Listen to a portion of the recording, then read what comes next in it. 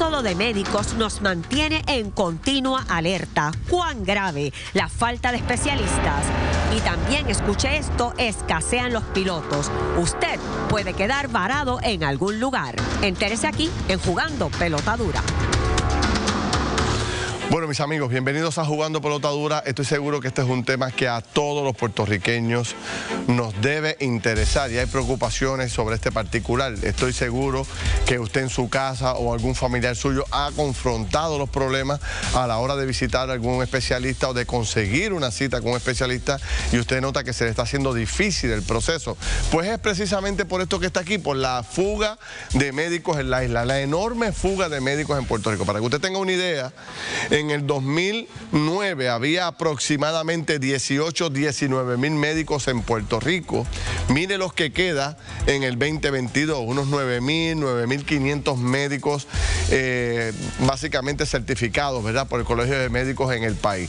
Hemos perdido, vamos a este dato que está muy interesante, en 16 años hemos perdido casi el 50% de la población médica. Sobre todo estamos teniendo un grave problema con los especialistas, ¿verdad?, aquellas personas que tienen una preparación muy particular y por eso que es la crítica generalizada que hay en el país, que están tratando de conseguir especialistas y las citas son para 6 meses, 8 meses y hasta un año después de haberla solicitado. ¿Qué es lo que ocurre?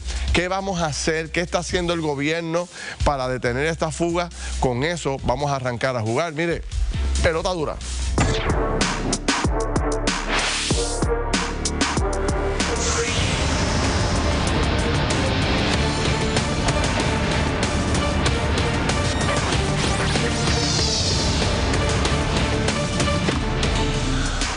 Bueno, mis amigos, les doy la bienvenida oficialmente a Jugando Pelota Dura. Gracias por su sintonía. Aquí está el equipo completo, Silmarie Fleming, don Leo Aldrich. Saludos a los dos, qué bueno que están con nosotros otra vez. ¿Todo bien? Muy bien, buenas noches, Ferdinand, Leo. Buenas noches. Un placer estar contigo, Sid, contigo, Ferdinand, y con toda esa gente que nos ve hoy, Llevamos 4 de julio. Unos cuantos días ahí corriditos haciendo el trabajo en estos días feriados y sin duda alguna, bueno, pues mucha carga de temas. Este es un tema que yo estoy seguro que a ti te lo traen en la calle y te lo comentan en las familias, igual Leo. Y que lo hemos vivido también. Que lo hemos vivido. Porque todo el que necesita un médico, un especialista, sí, pues obviamente se ha topado con esta situación. Yo no sé si tú has escuchado las historias de gente que espera 6 meses, 8 meses, y tú no vas al médico por gusto cuando lo vas a visitar es porque tienes alguna condición. Claro. Entonces, en esos 6 meses, 8 meses, un año, se te puede ir la vida. Entonces la pregunta es qué se hace con todo esto. Recuerdo esta iniciativa del gobierno de darle un 4%. 4%, eso te iba a decir. Exacto, para que los médicos pagaran solamente el 4% de la contribución sobre ingresos. Se le dio a un montón de médicos. Hace unos cuantos días, Dalmau, el presidente del Partido Popular y el presidente del Senado, nos decía que se congeló ese beneficio porque se le dio a muchos médicos. Nos lo dijo fuera del aire, pero lo cierto es que nos lo dijo y que también los que ya lo hayan recibido, los que lo hubiesen recibido ya, están protegidos, están, como dicen en inglés, están grandfathered in, pero que no se le va a dar prospectivamente a más ninguno. Exacto. Todos esos médicos que se gradúen con especialistas, que sean especialidades particulares, difícilmente lo puedan conseguir. Vamos a hablar precisamente con los que dominan este tema. Aquí está el doctor Carlos Díaz, cardiólogo y presidente el nuevo presidente del Colegio de Médicos de Puerto Rico. Doctor, bienvenido. Saludos, saludos. También está el doctor Lemuel Martínez, que es el presidente de la Asociación de Infectólogos en Puerto Rico. Doctor, nuevamente un abrazo, gracias por venir. Placer. Y el doctor Joalex Antoniorgi, que es el presidente, psiquiatra pediátrico, perdóneme. Doctor, bienvenido. Un placer estar aquí. Bueno, ¿qué podemos hacer? Vi una conferencia de prensa que ustedes hicieron. Sí. Yo creo que es la primera conferencia de prensa que hace el colegio en propiedad, bajo su liderato. ¿Qué es lo que están planteando ustedes para tratar de resolver este problema y cuán crítico es para ustedes? Bueno, es crítico, es fatal. Pero yo otro día, la primera vez que vine aquí es una emergencia, y ya tú tienes los datos aquí. La situación es que tenemos varios dificultades. La Junta de Licenciamiento, la Junta de Control Fiscal, no quiso aprobar 4 leyes que se habían sido aprobadas en el 2020 para mejorar parte de esto, el 4% a todos los médicos, el que se le diera el número de proveedor a los médicos que están saliendo para que especialistas y esos especialistas, que es algo que ustedes han planteado siempre, que siempre se nos ha dicho. Explique ese detalle, ¿por qué es importante el número de proveedor para un médico que se acaba de graduar? Usted cuando va a la calle va a buscar que los planes médicos solicita a los planes médicos, tanto privados como el de Vital, que le dé un número de proveedor para poder facturar los servicios. Claro. La visita, los procedimientos, de lo que usted hace en el hospital y de lo que usted hace en su práctica. Y eso está conllevando meses, hasta 6 meses y 1 año, para que o no se lo dan o se lo deniegan ese número de proveedor, porque sencillamente las aseguradoras dicen que sus redes están cerradas, porque implica de que como hay más médicos con ese número, van a gastarle más, van a recetar más, van a hacer más procedimientos y va a ser una dificultad para la aseguradora. Sí, pero ¿de dónde cobra ese médico que acaba de graduar? Pues eso es lo que pasa, y son médicos que tienen ya hijos, porque han estado unos años haciendo su especialidad y salen ya con 30 años. Eso puede provocar la salida de médicos, que se vaya. Obviamente, el paquete que usted tiene que le mandan de Estados Unidos a nuestros queridos compañeros bilingües preparados con los mismos exámenes de los 50 estados de la nación, cuando se van allá y ven que este muchacho está preparado, y dice, mira, tú no vas a trabajar, aquí tienes trabajo, tienes número de proveedor, tienes todo. Pero aquí no te están dando el número de proveedor porque las aseguradoras están diciendo de que hay mucho médico. Porque ellos tienen cerradas las redes. ¿Pero y por qué las tienen cerradas? Pues si saben que hay falta de médico. Porque ellos lo que quieren es el beneficio económico. ¿Pero y quién controla eso? Eso lo controla los privados, el comisionado de seguro. ¿Y qué pasa con el comisionado de seguro? Tengo que decirte la razón. Nos reunimos con el comisionado de seguro hace varias semanas y se está trabajando para forzar a que en menos de 30 días estén esos números de proveedor o una licencia provisional, o sea, un número provisional en lo que toda esta documentación se prepara. Martínez, usted es una especialidad, usted es infectólogo. No, cuénteme cómo usted ve el panorama de especialistas como ustedes a través de todo Puerto Rico.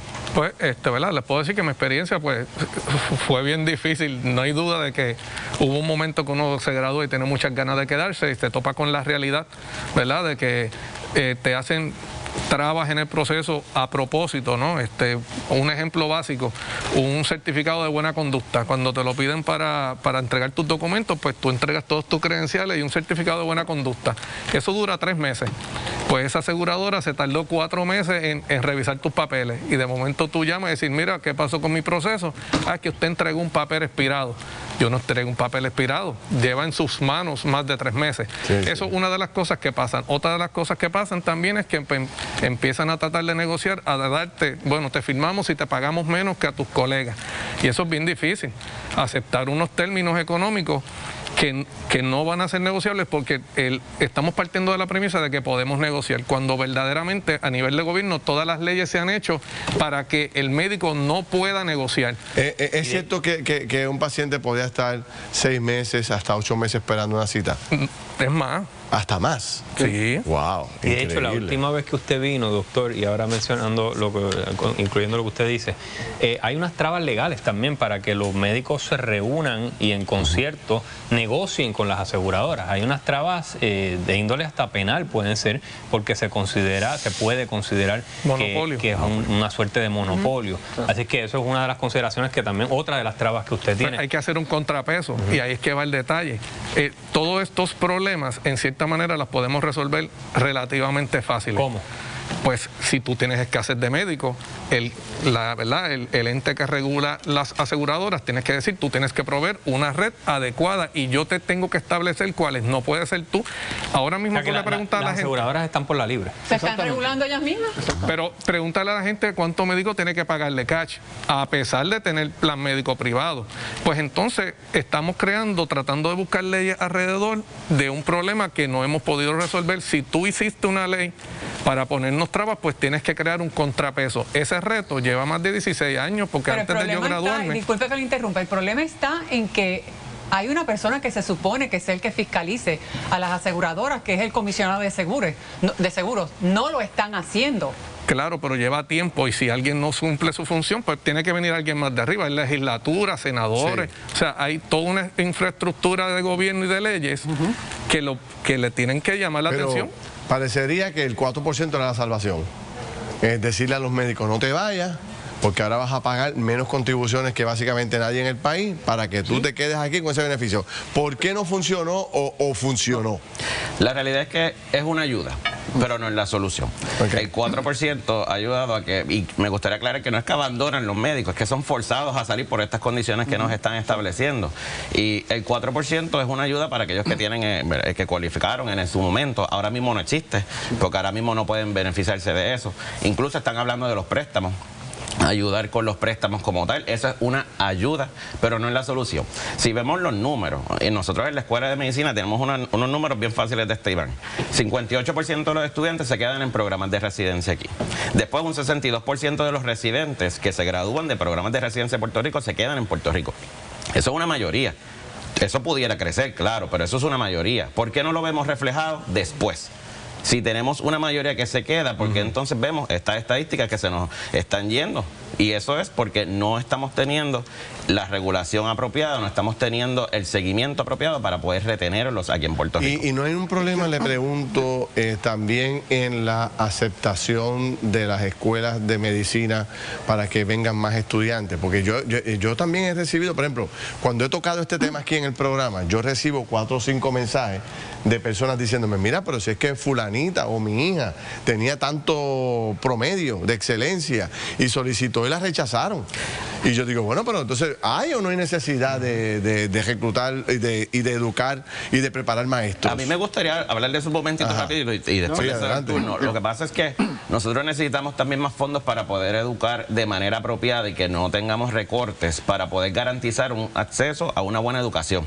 Yo puedo decir, voy a dar 200 solicitudes, las vamos a aceptar ahora y va a ser una clase de 200.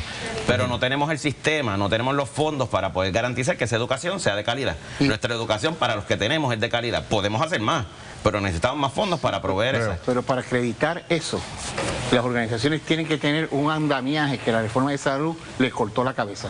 Le cortó los centros de entrenamiento desde la que la reforma de salud se comenzó. Obviamente necesitas ACME y todas estas organizaciones.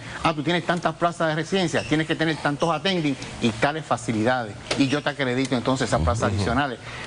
Ahora, importante lo del 4%. 4% de la gente está, y quiero aclarar esto, 4%, no es un regalo a los médicos. Hay 180 horas que tenemos que rendirle al año al país de forma gratuita. 180 horas, equivale a $50, y eso es lo que los legisladores tienen que entender. Insisto en que la legislatura tiene que entender los números, se basan en percepciones. 50 horas, que es lo poquito que puede cobrar un médico por hora, 180 por 10.000 médicos, son 90 millones que le damos al país de gratis. Y entonces están hablando de 47 millones de incentivos. Okay. O sea, es que estamos pensando en... Vamos a entrar en eso, voy a hacer una corta pausa y regreso, pero también quiero decirle la verdad al país sobre aquellas especialidades que quedan bien pocos profesionales aquí trabajando. Usted me contaba en radio de cuando usted se graduó de cardiólogo. ¿Cuánto fue que se graduaron? 16. 16. ¿Y ahora? 6. 6. Y pasan muchas otras subespecialidades. Pasan muchas otras. Especialidades pediátricas. Sí, vamos a hablar de eso cuando regresemos a la pausa. Voy con Yailin y regreso con ustedes rápido. Al regreso continuamos la conversación. Lamentable esta situación de la pérdida de médicos en la isla, pero usted ha podido percibir la falta de profesionales de salud. Déjanos saber en nuestras redes sociales, nos consigues como Jugando Pelota Dura, y ya está en nuestro estudio varios miembros de las principales universidades de medicina. No se despegue, ya volvemos con más. Bueno, mis amigos, regresamos a esta conversación súper interesante que hace varios días queríamos, como dije inicialmente, desarrollar, porque donde quiera que uno se detiene o uno llega, siempre traen el tema de lo difícil que se le está haciendo a la gente conseguir citas con especialistas. Acabamos de terminar la conversación donde Martínez planteaba que puede tomar hasta un año conseguir una cita en un especialista. Y entonces dejamos sobre el tintero cuántos especialistas en áreas fundamentales quedan en Puerto Rico. ¿Cuáles son las más críticas? Mira, las más críticas son los pediatras. ¿Los pediatras? Pues su especialidad es pediátrica. El cardiólogo pediátrico, el neurólogo pediátrico, el psiquiatra pediátrico. Eso dramáticamente se ha bajado. Hay más que 2 aquí, o un cirujano pediátrico. O sea, es una cosa en un solo centro, el centro cardiovascular. O sea, la parte de pediatría está, Dios mío, está la 2 cirujanos pediátricos para básicamente y eso tiene unos efectos sobre, o sea, económicamente y socialmente, porque las personas pudientes sí pueden ir a otros lugares a buscar ese cuidado, pero las personas que son de escasos recursos van a estar sin ningún tipo de recursos. Definitivamente, mira, dermatólogos, cardiólogos, gastroenterólogos, sus especialidades mayores, ¿verdad? Sí. Cirujanos torácicos. Hemos tenido que traer un cirujano torácico de Estados Unidos para que, el adulto, para el centro cardiovascular, porque uno se va de vacaciones, hay que traer a otro para que lo sustituya. Cuando antes teníamos 5 o 6. El detalle que también usted me contó en un momento determinado, que le hemos hablado de la edad de muchos médicos, que ya están en una etapa de jubilación, de retirarse, y no hay la nueva cosecha. 55 años por mayor edad. Sí, ese es el promedio de los médicos hoy. 55 años. Digo, es una edad bien claro, joven. Sí, pero oye, pero como quiera, cuando vienes a ver, en 10 años tienen 65 años. Pero ¿y qué pasa con los que se están graduando? Que se arrancan, por ejemplo, oriénteme todo, no sé, cojamos una especialidad como la suya, un psiquiatra pediátrico. Psiquiatra pediátrico. Se gradúan y arrancan y con una oferta tremenda en los Estados Unidos y muy pocos se quedan. La realidad es que no todos lo hacen, por lo menos en el recinto de ciencia médica se mantienen algunos, pero tenemos que tener esta realidad, de lo que habíamos hablado ahorita. No tenemos ni el espacio ni el ofrecimiento para competir con lo que están ofreciendo en Estados Unidos. En Estados Unidos le llegan ofertas que son, pero les puedo decir que son a veces el doble de lo que están pagando. O sea que aquí, para hablar claro, los médicos que se quedan aquí en gran medida es por un compromiso con el país. Por un compromiso con el país. Con la familia. Y te voy a decir más. El plan privado, el plan que Medicare, y eso es bien claro, las compañías privadas, las aseguradoras privadas que nos pagan, ¿verdad? Su fee. Si comparas a Medicare, Medicare es el peor plan de los Estados Unidos. El peor plan de Estados Unidos, Medicare. Y Medicare es el mejor plan en Puerto Rico. Y tenemos que conformarnos con esa tarifa que es la peor de Estados Unidos. Y menos de eso que Medicare nos pagan las aseguradoras privadas. Hay que tener mucho amor por este país. Yo quiero decirles algo que lo tengan en perspectiva. Cuando uno se gradúa, no te ha llegado bien el diploma de graduación, cuando ya en tu email tú tienes ofertas de trabajo de Estados Unidos, porque de Estados Unidos no buscan que tú solicites, ellos buscan las listas de las residencias y empiezan a enviarte ofertas desde antes de tú graduarte. Wow. A mí me han llegado ofertas hasta de Gran Bretaña. No me digas. O sea, la realidad es que estamos ante un mundo que tiene mucha necesidad de médicos, de profesionales que están dispuestos a hacer lo necesario, hasta volar para que tú vayas solamente a la entrevista. Y aquí no podemos hacer ni siquiera un contrapeso para que cuando yo solicite el plan médico me tengan que contestar en 30 días. Pues no competimos. Ok, una pregunta. ¿Qué va a pasar aquí en 5 años? ¿Qué va a pasar aquí en 10 años? Si esto sigue como está, se le eliminó, se congeló el 4% para los nuevos. O sea que si un joven con una especialidad dramática, un cirujano torácico que se acabe de graduar, no puede coger el 4%, ya no existe. No existe. Entonces, todas las complicaciones que hablamos, ¿qué va a pasar en 5 años? Y todos los incentivos que están hablando, todos los emails que están diciendo que se vayan. El circuito de Boston la semana pasada tumbó 4 leyes potencialmente buenas que había aprobado el gobierno de Puerto Rico, pero ¿por qué le dijo? Porque el gobierno no presentó la información y la certificación necesaria para hablar con promesa y decirle, o sea, con la Junta Fiscal que estaba dispuesta a hacerlo, pero certifícame, dame la información. No hicimos el trabajo. Hay que ser sincero con esto. El gobierno no se hizo. Si no hacemos algo, ¿qué va a pasar en 5 años, 10 años? A 500 médicos por año que se van, sigue sumando. Nos vamos a quedar, nos vamos a quedar cortos. La realidad es que la educación está aquí. Hay unas buenas escuelas de medicina, hay unos buenos programas de residencia, pero ¿cómo los vamos a mantener? Y aparte de eso, como mencionó, de los que quizás se tienen que ir a Estados Unidos a buscar adiestramiento, por ejemplo, aquí no hay un programa de cirugía cardiotorácica, no hay geropsiquiatría, radioterapia. O sea, esos estudiantes se tienen que ir cuando se gradúan a hacer la residencia afuera. ¿Cómo los vamos a enamorar? Pero esas escuelas, perdóname, Ferdinand, creo que tenemos un panel de las escuelas médicas y precisamente, o sea, ¿hay alguna forma de pedirle, de solicitarle a esos estudiantes que se benefician de las escuelas médicas en Puerto Rico, de que por lo menos hagan un tiempo en Puerto Rico? Porque si no, estamos formando profesionales para Estados Unidos.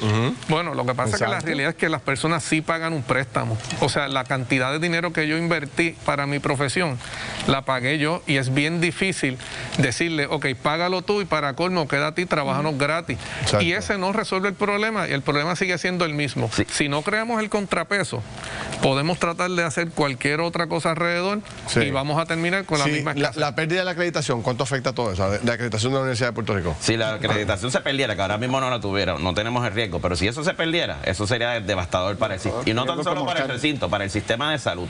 Porque ahora mismo, y un último detalle, eso que está mencionando el doctor, uno tiene que tener mucho cuidado con todo esto de la educación, porque si nosotros no nos enamoramos, no los mantenemos, nos vamos a quedar cortos. Y se está empezando a hacer conversaciones. El Colegio Médico está creando con CEMAR, los Centros Médicos Académicos, un fideicomiso para garantizar más plazas del sector, y el sector privado, que es Indunif, está dispuesto a poner dinero para ese fideicomiso, crear plazas, asegurar plazas y garantizar, pero no es todo, necesitamos legislación, enmendar leyes y legislación del gobierno. Que yo en serio. Lo he dicho donde quiera que me paro, esta es una crisis. Esto es una verdadera crisis y yo no veo el interés gubernamental para tratar de detenerlo. O sea, no veo que le den la importancia. ¿Cuántos grupos se han creado para atender esto? ¿Cuándo ha hablado el gobernador para desarrollar una estrategia particular? Los presidentes de los cuerpos. Señores, estamos hablando de que en 5 años va a haber una crisis en Puerto Rico con el tema de salud. Digo, la hay ya. Ya la estamos viviendo. En 5 años se puede incrementar de forma dramática. Vamos a ver si con estos programas que estamos haciendo despierta el liderato político de Puerto Rico. Gracias a los tres, se los agradezco. Éxito. Voy con Yailin y regreso con el mismo tema, pero desde otro punto de vista. Así es, Ferdinand, amigo, al volver continuar la conversación sobre el éxodo de médicos en la isla. Además, la industria de aviación se encuentra enfrentando un duro reto. En minutos le brindamos más información. Ahora paso con Margarita, quien nos tiene más información. Bueno, mis amigos, vamos a seguir con este análisis. Este es uno de los temas que más a mí me apasiona, se lo digo con toda honestidad, porque estamos en la crisis y vamos a ver la crisis mucho más arraigada en los próximos años, que es el tema de la necesidad de médicos. Vamos a buscar la otra cara de la moneda, que es los que educan a los futuros médicos de Puerto Rico. Aquí está la doctora Ivonne Jiménez Velázquez, que es decana de la Escuela de Medicina del Recinto de Ciencias Médicas de Puerto Rico. Saludos, doctora, bienvenida. Gracias. La doctora Olga Rodríguez, decana de la Escuela de Medicina de Ponce. Bienvenida, doctora. Ya usted estuvo aquí hace unas semanas atrás y tuvimos una muy buena conversación. Sí. Y Carlos Bosque, que es un futuro médico de Puerto Rico. Carlos, ¿cómo estás? Todo bien, entonces esa es la meta, ¿verdad? Esa es la meta. ¿Cómo va eso? Difícil, pero se sigue luchando. ¿Cuántos años llevas ya estudiando medicina? Pues voy para el segundo año. Para el segundo año. ¿Y te quedas en Puerto Rico? Esa es la meta. Definitivamente la meta es quedarme aquí en Puerto Rico, ¿verdad? Yo nací aquí, yo me crié aquí. Sí. Aquí está la gente que yo amo también, así que definitivamente... ¿Qué edad tú tienes? 23 años. Ahí tenemos un futuro médico. Hay esperanza, por lo menos. Tenemos aquí gente graduándose. ¿En tu casa hay otro futuro médico también? Sí, sí. Ahorita les voy a hacer una historia sobre eso, pero le iba a decir, doctora, ¿qué está pasando en la Universidad de Puerto Rico en la Escuela de Medicina? ¿Ustedes están notando que llegan muchos estudiantes a solicitar o se ha reducido la cantidad de estudiantes que están solicitando convertirse en médicos? Y lo mismo le pregunto en Ponce. Tenemos muchas solicitudes. Sí. Y eso nos entusiasma. Y aparte de eso, estamos tratando de mantener la acreditación de todos nuestros programas para que puedan quedarse a hacer sus residencias aquí una vez se gradúan. Yo creo que es bien importante mantener bajos los costos de las matrículas para que siga siendo atractivo para el estudiante quedarse en Puerto Rico versus el gasto tan grande que tienen. ¿Cuánto cuesta una carrera médica aproximadamente en la Universidad de Puerto Rico? Con nosotros no llega a los $100,000. No llega a los $100,000 al año. En el caso de Ponce, ¿cuánto cuesta una carrera médica aproximadamente? La matrícula son $40,000 al año para los estudiantes de Puerto Rico. Un estudiante que no reside en Ponce y tiene que tomar préstamo y tiene que hacer asumir responsabilidad económica por otros gastos porque no tiene el apoyo económico de la familia, podría salir con una deuda de cerca de $250,000 a $300,000. $250,000 a $300,000. Sí. Sí, que ahí hay un costo ahí. Es una carrera bien costosa. Bien costosa. Y no hay, las ayudas que hay no atienden este tema. La mayoría de las ayudas son préstamos federales. De hecho, yo pienso que una de las iniciativas para poder ayudar a que los médicos se retengan en la isla es esa, ¿verdad? La doctora habló de bajar de costos bajos de matrícula, eso lo puede hacer el sistema de la UPR. Nosotros como entidad privada pues es bien difícil porque la carrera nos cuesta mucho poderla ofrecer. Así que poder conseguir más becas para los estudiantes de manera tal que la deuda al final del camino sea mucho menor. Pues sería una manera de incentivar que los muchachos se queden en la Carlos, tú como futuro estudiante y rodeado de estudiantes de medicina, ¿qué te han dicho tus compañeros? ¿Están conscientes de que están metiendo una deuda grande? Al menos en el recinto de ciencias médicas, claro, es más económico. No es la deuda que vemos también en otras instituciones. Eso dicho, sigue siendo mucho dinero. Y aunque se han presentado iniciativas para dar un alivio entonces a los estudiantes, para que se puedan quedar, esos incentivos de todas maneras realmente no son bastantes para asegurarnos que los futuros médicos se queden aquí en Puerto Rico. Hay demasiados problemas fundamentales con el sistema de salud y ese tipo de parcho que se presenta, pues no necesariamente va a ser una solución. Pero es una conversación que ustedes tienen los estudiantes de medicina, como que, oye, creo que me voy a tener que ir porque la deuda va a ser demasiado, hay demasiadas oportunidades allá, o yo me quiero quedar. ¿Eso es una discusión que ustedes tienen allí en los pasillos de ciencias médicas? Sí, definitivamente, ¿verdad? Hay muchos estudiantes que al igual que yo quieren quedarse, tienen esa pasión también de servirle al pueblo de Puerto Rico, pero Claro está, no se sabe tampoco si tenemos la oportunidad de quedarnos aquí en Puerto Rico, aunque queramos. Sí. Entonces hay planes médicos que entonces tal vez no los van a aceptar en sus redes de proveedores, así que aunque la intención está, no sabemos que nos trae. Ok, yo quiero entrar cuando regrese de la pausa sobre este debate de que a pesar de la necesidad de médicos, ustedes rechazan una enorme cantidad de futuros, de solicitudes. Yo tengo, y ya verá, cuando termine el programa voy a tener varios comentarios adicionales de gente que me dice, mira, mi hija, mi nieto, mi sobrino, con unos promedios tremendos y los rechazaron. ¿Cómo es posible? Con tanta necesidad de médicos. ¿Es cierto eso que está ocurriendo o no? Me lo contestan cuando regrese a la pausa. Voy con Yailin a otros detalles y vengo rápido. Ferdinand y amigos, tenemos los resultados de la encuesta Claro, en la que preguntamos si ha visto afectado por la escasez de médicos en el país. Pues un 81% opina que sí y un 19% opina que no. Gracias a todos por participar. Ahora hacemos una breve pausa y regresamos con más de Jugando Pelota Dura. Bueno, mis amigos, seguimos discutiendo este tema. Estamos todos muy entusiasmados viendo ver qué está pasando en la salud del país. Y dejamos sobre el tintero el tema recurrente de que por qué es tan restrictivo el entrar a una escuela de medicina. Obviamente sabemos que son enormes las responsabilidades, pero si hay tanta necesidad, ¿ustedes han hecho los ajustes para poder ingresar un poco más de estudiantes? Adelante. Sí, Ponce hace 2 años, viendo esa necesidad, aumentó su clase de medicina de 100 estudiantes que estaba admitiendo cada año a 150. Así que eso fue una buena noticia que nosotros utilizamos.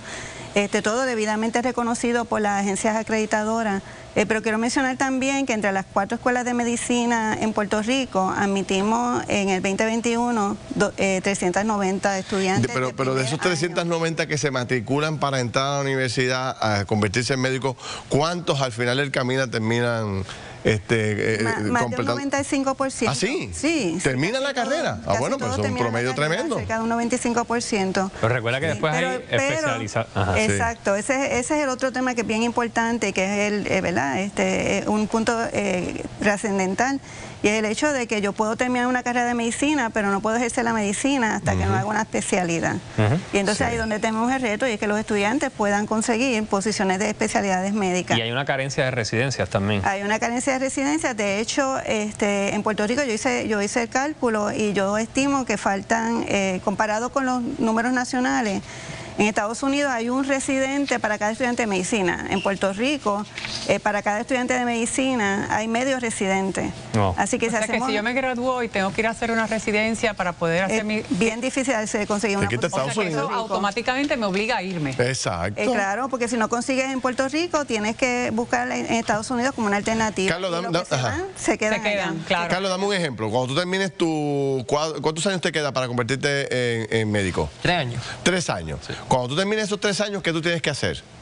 Bueno, ¿verdad? Después de los 3 años, ahí pues tengo que escoger primero qué tipo de especialidad voy a escoger. Dependiendo de la especialidad también, pues va a variar cuántos años va. Claro, pero tienes que buscar una especialidad. Tengo que buscar una especialidad. Y si no la encuentras aquí, tienes que irte a Estados Unidos. Exacto. Y tengo que irme a los Estados Unidos, ¿verdad? Si no lo consigo aquí en Puerto Rico. Y también, desde el punto de vista, ya hablando del problema de Puerto Rico, de la escasez de médicos, los doctores que se van entonces a los Estados Unidos a hacer su residencia, es bien probable que se queden allá también. Claro. ¿Verdad? Y que no vuelvan aquí a ofrecimientos ahí, ¿sabes? No, y además el equipo, que es uno de los problemas, el equipo médico que no tenemos aquí, la tecnología no la tenemos. Y eso pues es obviamente un disuasivo. En el Ejército de Ciencias Médicas, ¿cuánta gente aceptan al año para convertirse en médico? Aceptamos 110 estudiantes. 110.